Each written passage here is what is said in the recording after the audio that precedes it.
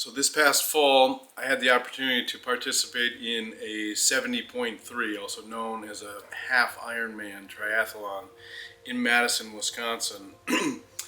And doing an Ironman, like a full Ironman, has always been a goal of mine since I was a little kid. I used to watch, I used to work out in my basement as a preteen, and I ended up watching the Kona triathlon a number of times. So that, I think, was what got me started on down this path.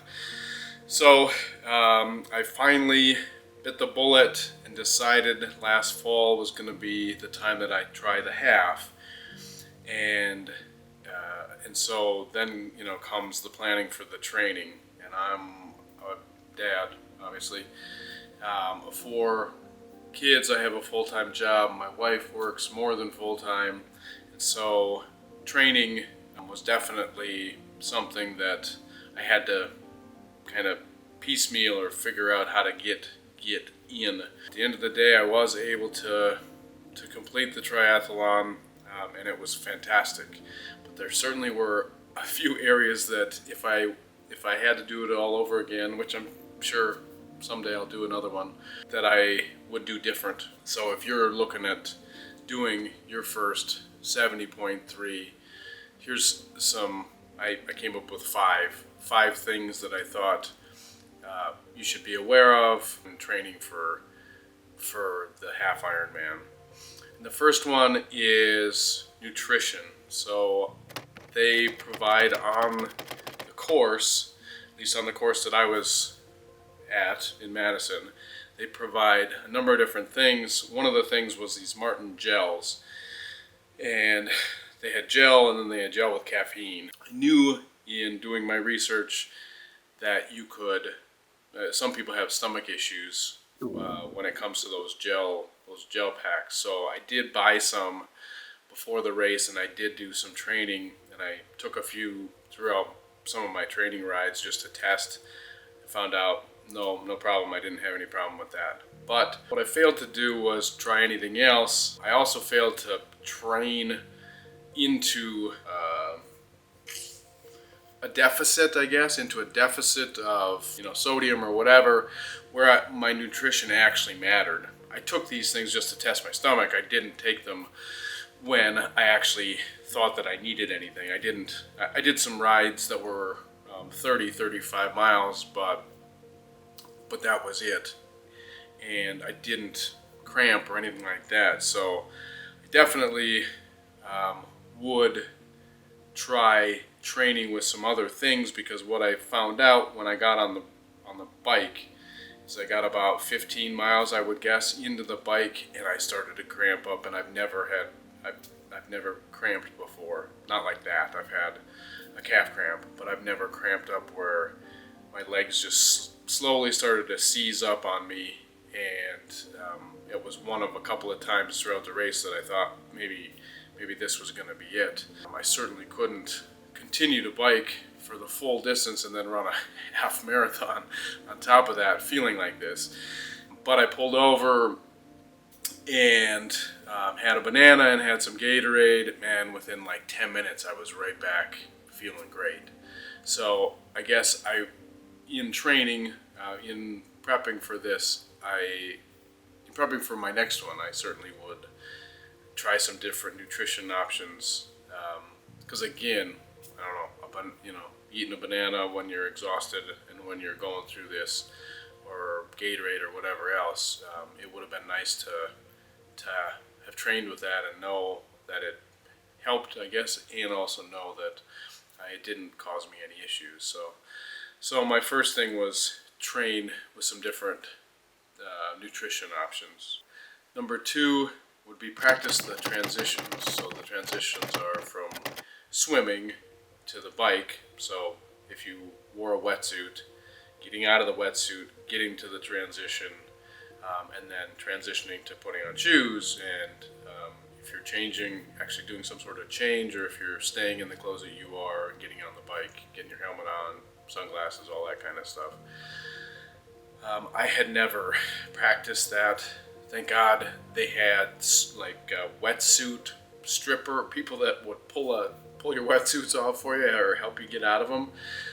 Because I can imagine after swimming that I could have had a lot of problems getting that darn thing off. But that was great. So they helped you strip your wetsuit off, and then I had to run up to the transition to get to my bike. And my transitions, not that I was going for a time, but both of my transitions, each one was over 10 minutes. And that was things like having to go to the bathroom in both times, and that just is what it is. I know that if you're more elite, maybe you just go when you're on the course. Not something that I thought I needed to do. And or you can, if you're really good at dialing in your water, your intake, then maybe you don't actually have to go the whole time that you're on the course. I was on the course for almost, I guess, 7.5 hours, so I definitely had to use the bathroom. But getting on shoes, I had to pin on my bib, so I guess that could be even another of these 5, maybe 6.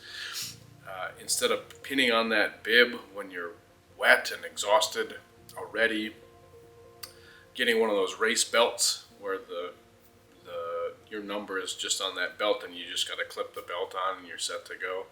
So I certainly would do that.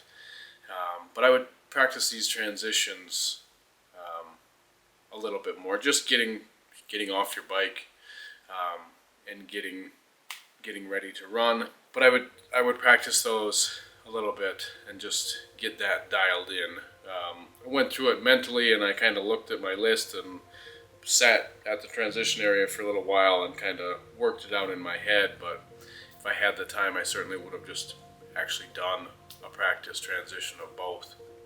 Train with a road bike. So I currently don't own a road bike. I have a mountain bike. That's what I did all my rides on. And it's a double-edged sword. The mountain bike is harder to ride because it's knobby tires. It doesn't cruise as fast, and so I'm actually exerting more energy. Therefore, putting my legs through maybe more of a workout. And so that was good. Like I said, I could do 30-35 miles on at a crack end. And that was a good workout. But the mountain bike rides like a mountain bike. It's you sit back a little bit more. You do have the thicker tires, and so it's a little bit more comfortable. It's a little bit more stable too. And so I didn't get a road bike until the day before, and I didn't even get it. I just rented a bike. And shout out to Madison Trek. They did a great job. I rented a bike from them. Showed up the day before. They got me hooked up with a bike that I had reserved. I went out and rode that thing 10 miles just to get used to it, and then raced with it the next day. So, but man, they're night and day difference. They're a lot more squirrely. You're leaned way over. Those super thin tires, and although the course was good, I thought I don't have anything to compare it to. The course was good. The road section out of town, it was you go out of town about 10 or 15 miles, and then you do a big loop, and then you come back into town. And that whole thing out in the county, it was really bumpy, potholes, and I was afraid that I was going to pop a tire at some point. It didn't seem like a lot of people did have bike issues that I noticed, but it was really, really bumpy. And of course, with no suspension, that's another thing that the road bike didn't have versus my mountain bike. No suspension, so you're taking all those bumps yourself. So that was jarring, and it was fine. But I certainly think that now that I know that, especially now that I'm training for a full Ironman, I need to get a road bike. At least get access to one. I'm planning on just buying one. Get access to one so I can train with it and get really, really good, really used to it, really comfortable with it. Because the other things that could have set me back, I I was fairly confident that if I got through the swim, I would be fine with the bike and run. I'm fairly athletic, and so I just thought besides the swim was brand new to me, but I thought as soon as I got through the swim, then the bike and the run, I knew that I would complete it. I didn't think I would break any course records or anything, but I knew I would complete it.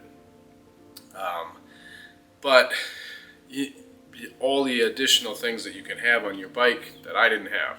I had 2 holders for 2 water bottles, which was great, and that's it. And I could shift, and that was it. But the aero bars and the hydration systems and all this different stuff is great. They're not necessary, but it would have been nice to at least have that as an option, maybe. So even if I could have rented a bike that had that on it, I wouldn't have used them because I wouldn't have been comfortable to use them. So yeah, I definitely would have probably just gotten, knowing that I am kind of going down this path of focused on more health and stop drinking and eating right and losing a bunch of weight, and now I'm going back into doing a bunch of athletic stuff like this. So I probably would have just gone for it and got my first road bike. But so that's number 3. The next one, so number 4, I think is what I'm on, was try a tri-suit, and maybe just go with a tri-suit. I don't know. Again, this is all after the fact, but in Madison, the water temperature really wasn't that bad. Everything that I read and kind of everything that I heard was you want, especially if you're new and you're not a great swimmer, you want a wetsuit. You want a wetsuit. It adds buoyancy. You're going to be more confident, more comfortable with a wetsuit on. And so I did that. And I went with this Xterra, what is it, 5 mil, whatever the legal limit is, I went with it. Sleeveless, and it's a good wetsuit. It was comfortable when I tried it on, but I think it was overkill for the water temperature that we were dealing with.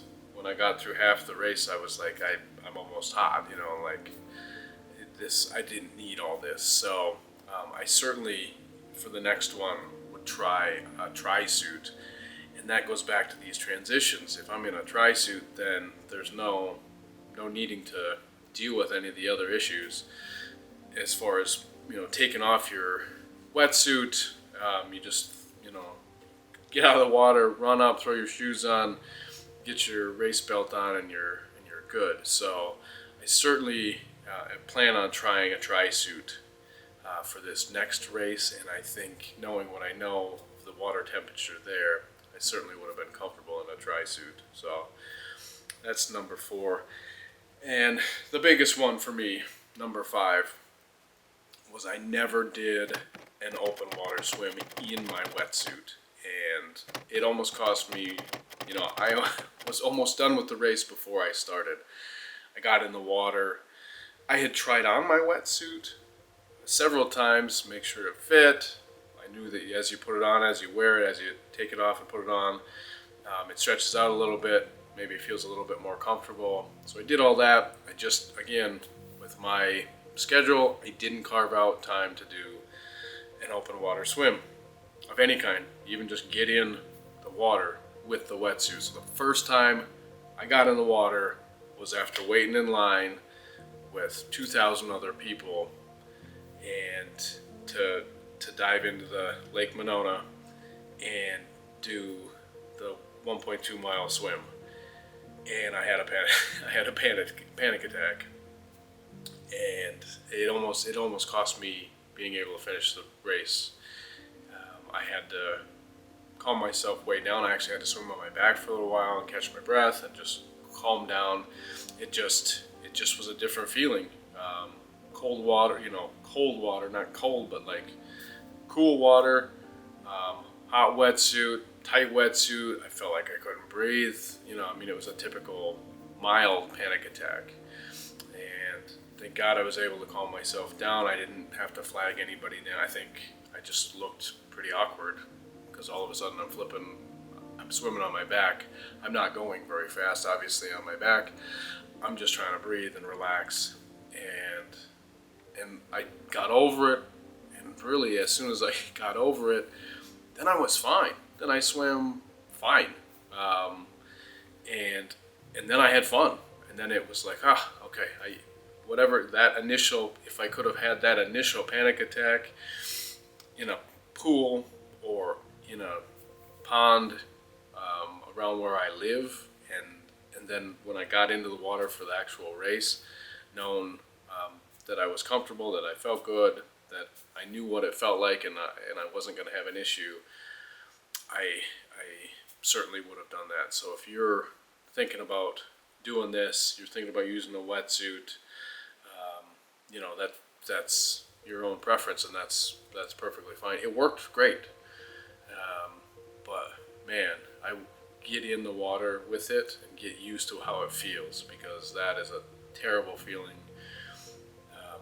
To have that happen to you, that was a terrible feeling, and I was just kicking myself, and I was like, man, you trained, you worked for so long, you paid so much, you trained so hard for this, and now because you chose to skimp on the fact that you didn't take the time to get in and do an open water swim, that you're going to cost yourself this whole thing.